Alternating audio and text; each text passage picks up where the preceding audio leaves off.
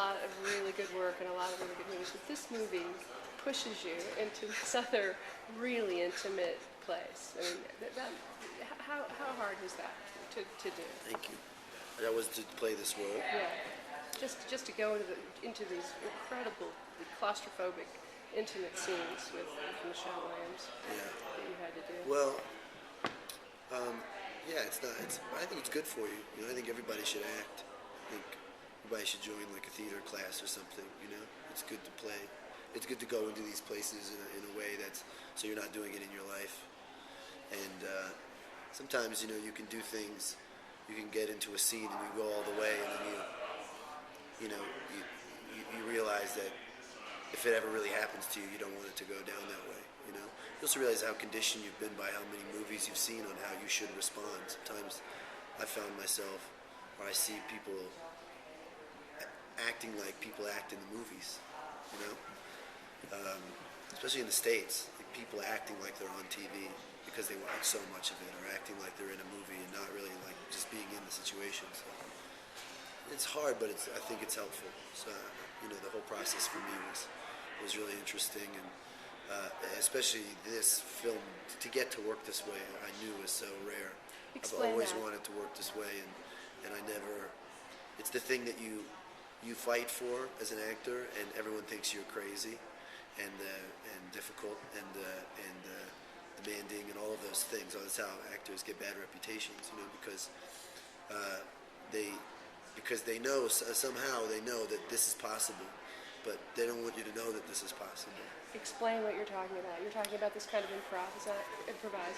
It's just, I mean, it was improvised in the sense it was improvised, but it was also heavily scripted in that every scene that's in the movie was a scene in the script. It's just what happened and where the scenes go. I mean, sometimes there's a lot of room for it. It's like, for instance, like that movie Midnight Cowboy. Like, what's the first thing that comes to your mind when I say Midnight Cowboy? Walking down the street with the sun. I'm walking here, right? Exactly. Because that happened. That cab almost hit him. It was an accident, and people recognize that as the truth. They just dog-ear it as something honest. It's like, you see that movie Whale Rider, and that little girl cries in the end, and you're just gutted, because that's real. And you just know when it is. And most movies are unknowingly like sanitizing those moments from ever being possible. Do you think the audience has a demand for more authenticity now? Yes. That they I will think accept because of less YouTube, fakery? Yes. because you have so much access now.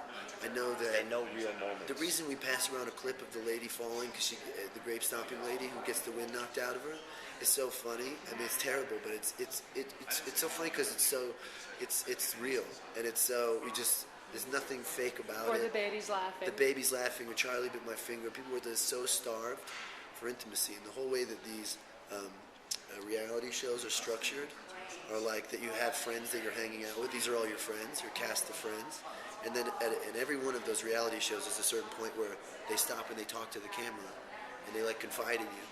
You know, it's like, it's the biggest. But everything's reality show now. You know, and even though they are forced and a lot of it is fake, it's still, people will opt for something that's even kind of true. How does this make you feel about working in studio films now? Well, I think that there's room for both. Yeah. You know, I just think that there needs to be more room for this. You know, it's possible now, especially with the cameras that are available, and you can cut things on your computer. And I think you're going to see a lot of, and we already are, a lot of people just making their own films, and because they can't afford to fill the streets with extras. You know, they'll have real moments on the street. Accidents will happen, and these films will be full of accidents and flaws. Studio films could be made like this. There's no reason why they Born can't. Identity. There's no reason why they can't. The Bourne films Yeah, under yeah. Greengrass are made this way. Right, you can Actually, do on it an that way. enormously expensive scale. Yeah, but it's always about the issue with so many movies is that what goes on behind the camera is more important than what goes on in front of it. Do you know what I mean? It's all, when I walk down the street and I see 15 trailers on the street, I can't. It makes, you know, or like 3 blocks full of trailers. It makes me sick, you know, because it's like it's so wasteful, and and then it's to shoot a close-up of someone, and in the close-up it's like everything that's expected, you know. It's like, let's get this script, and at this moment your character wants this, and they, you know, and what you want and what you mean is two different things. This is what you wanted, but this is what you really want, whatever. And when you leave the theater, you know exactly what that is, and it's packaged, and it's, I get resentful when I see a movie and everyone is like, you know, like leaves feeling the same thing, you know. So, or you leave feeling bad about your life. You're like, oh, I really wish my life was like that. And I got to get in the car and get my. How do I validate my ticket? And now I got to sit in the parking lot. Like the whole leaving a theater is such a bummer. It's such a shock to the system because you've just been in this dream state and you're kind of identifying with these characters, and then you have to go back to your life. I think those are great and I love them, but it's also good to have films that you recognize your life in. So when you're in your life, you think that it's interesting too.